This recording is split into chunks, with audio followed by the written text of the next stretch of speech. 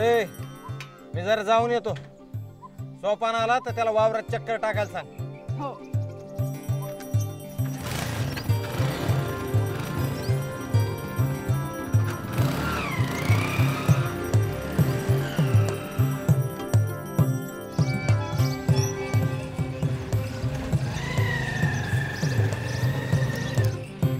थांब ना. चल. काय नाना कुठं निघाले? तालुक्याला चाललो होतो. काय काम काढलं सकाळ सकाळ? ते कपाशीवर फवारणीसाठी औषध आणायचं ना. बोंडाळीची लागण झाली का काय कपाशीवर? नाही लागण नाही झाली, लागण होऊ नये म्हणून आणायचे. नाना काळजी घेणं चांगलं असतं बरं का, पण तुम्ही खोकला यायच्या आधीच औषध गोळ्या घ्यायला लागले. हा म्हणजे मला नाही कळलं तुम्ही काय म्हणाले ते. लयच कोड्यात बोलता राव तुम्ही, नीट सांगा ना. चला चहा घेऊ, सांगतो सगळं समजावून.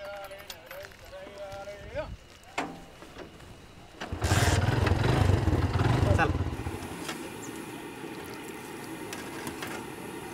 या ना या बस. दादा 2 चहा द्या बरं. कसं असते नाना, आजारी पडू नये म्हणून आपण रोजच्या रोज काळजी घेतो का नाही? हां जसं तुम्ही आत्ता घेतली पाणी प्यायच्या आधी, आणि काळजी घेतलीच नाही तर आजारी पडणारच का नाही? बरोबर आहे. हां आणि आजार झालाच तर डॉक्टर, औषधं, गोळ्या ह्याला दुसरा पर्याय नाही. आधीच जातो आपण डॉक्टरकडे. आधी कोण कशाला जाईल डॉक्टरकडे? पैशात झाड आहे का आपल्याकडे? हां आता कसं मुद्द्याचं बोलले. हां पिकाचं पण असंच असते. कसं आहे, किडीचा प्रादुर्भाव होऊ नये आणि जास्तीत जास्त उत्पादन मिळावं म्हणून एकात्मिक कीड नियंत्रण गरजेचं असतं. आपण ते करायचं कसं? खूप साध्या गोष्टीत नाना सांगतो. सगळ्यात आधी कीड आणि रोगप्रतिकारक वाणांची लागवडीसाठी निवड करायची. त्यानंतर आवश्यक ती बीज प्रक्रिया करायची. सापळ्यांचा वापर करून किडीचा अनुमान लावायचा आणि जैविक आणि रासायनिक पद्धतीनं किडीचं नियंत्रण करायचं. चाल नाही तुम्ही म्हणले ते आलं ध्यानात माझ्या. हां पण ते सापळ्याचं काय माझ्या डोक्यातच शिर ना बाबा. एक काम करा, आज काय तुम्ही तालुक्याला जाऊ नका. मी पण माझे कामं आटपून घेतो आणि दुपारच्याला वावरात भेटू तुमच्या. हां चालतंय ना. हां मी तुम्हाला ना एक सामानाची यादी लिहून देतो, तेवढे फक्त घेऊन या. आपण ते सामानाची यादी हे काय नवीन भानगड? अहो खर्चाचा ताण उग. अहो खर्चिक नाही आहे, मला माहिती आहे तुमच्याकडे पैशाचं झाड नाही ते. ठीक आहे ठीक आहे दादा. आम्ही देतो ना पैसे. अहो राहू द्या, तुमच्या डोक्यात एकदा सापळा घुसला ना की मग तुम्ही पाजा चहा. काय चालतंय ना. चला तेवढं सामान मात्र घेऊन या. हां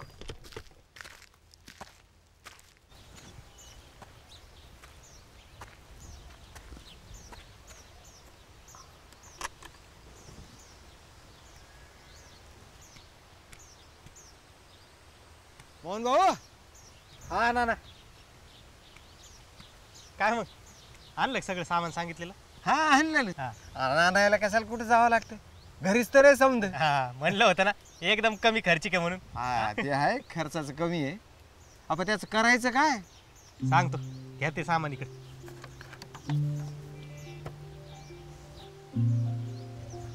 हे बघा नाना, हे नारसळ उलट करून घ्यायचं.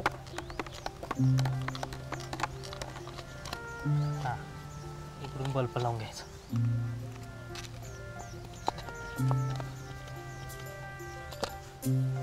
येते काठी घ्या इकडे. हा ही काठी ना पिकापेक्षा 2 फूट उंच पाहिजे बरं का. हा लक्षात ठेवा. हे नारसळ आणि होल्डर त्याला बांधून घ्यायचं.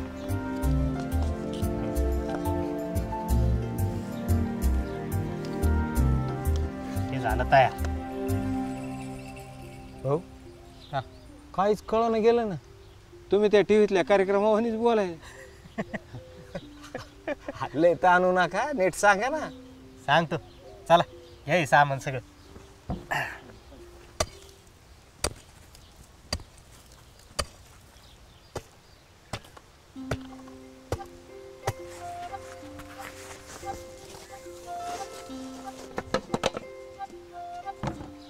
आता टबात 10 लिटर पाणी वाटायचं.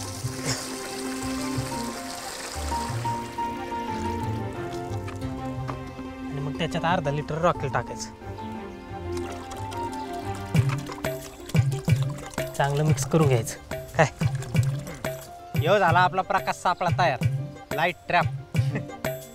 मी उंदराचा सापळा पाहिला. किंवा अलगच सापळा आहे.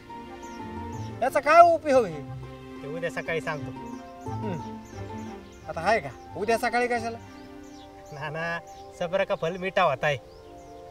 आणि एक काम करायचं, संध्याकाळी घरी जाताना ह्यो बल्ब चालू करून जायचा. हा चला भेटू सकाळी. येतो.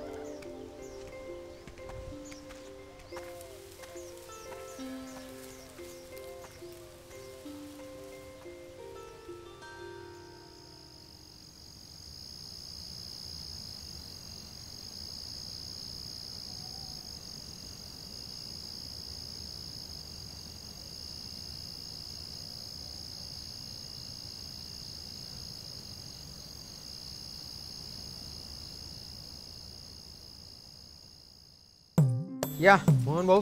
हा या या या.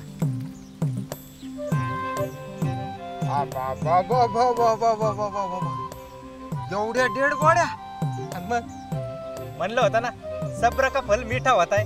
हा कसं आहे नाना, हे जे प्रौढ कीटक असतात ना ते रात्रीच्या वेळी समागम करण्यासाठी आणि अंडी घालण्यासाठी बाहेर पडतात आणि हे प्रकाशाकडे आकर्षित होतात. आपण लावलेल्या प्रकाश सापळ्याकडे एकदा आकर्षित झाले, या टबात ठेवलेल्या केरोसिन मिश्रित पाण्यामध्ये ते पडतात आणि मारतात. काय होय. आणि मग आहे का नाही, एकदम कमी खर्चिक आणि सहजरित्या वापरता येण्यासारखं तंत्रज्ञान. म्हणजे पायाला माती नाही आणि हाताला मळ नाही. हा आणि नाना हे ना पर्यावरणाला एकदम अनुकूल आहे बरं का. त्याच्यामुळे पर्यावरणाला कुठला धोकाच नाही.